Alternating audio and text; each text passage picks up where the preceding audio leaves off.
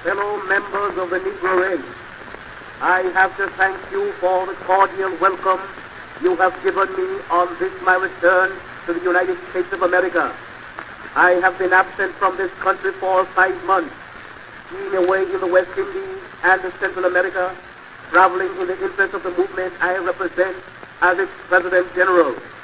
During my absence from America, I had occasion to observe with a great degree of disgust how narrow-minded the so-called leaders of the Negro race are, in that immediately after I took my departure from the country, the men who are supposed to represent and lead Negro thought in America endeavored to misrepresent me to the government of these United States by charging me with anarchy and with an intention to destroy the loyalty of Negroes to the government of this great country. These representations were made to the state and other departments, which occasioned me great embarrassment in returning to these doors.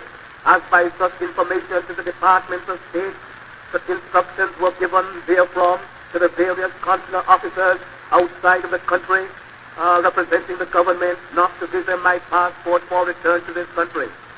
I had ultimately to appeal to the good services of the Honorable Charles Evans Hughes, Secretary of State, whom I believe represents truly and thoroughly the spirit of the American Constitution.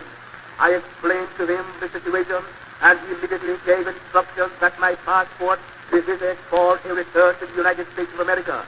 This action of his defeated the misrepresentations made by the enemies of my organization and by the enemies of the Negro race to prevent my return to my sphere of labor.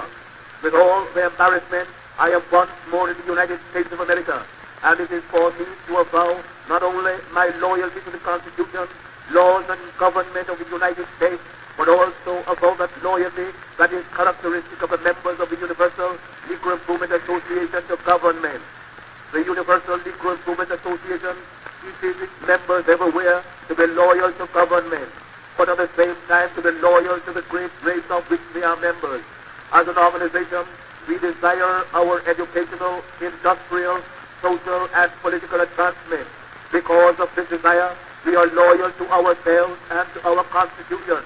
But in being thus loyal does not mean that we are disloyal to any government or that we have no sympathy with other races. We love humanity. We desire peace. And anything the Universal Negro Improvement Association and I can do for the advancement of the cause of humanity and for the permanent establishment of peace, we shall be glad to do. I am now convinced more than ever that the Negro lacks proper leadership. The men who have led in the past are incapable. I therefore appeal to the new manhood of the streets of ours to give us leadership, leadership that is unselfish, leadership that knows no price. We can do no better than copy the leadership of the great Anglo-Saxon race, that leadership that gave to the world William Pitt, William Ewart Gladstone, A. Disraeli, and Ed Chamberlain, and last but not least among them all, A. David Lloyd George.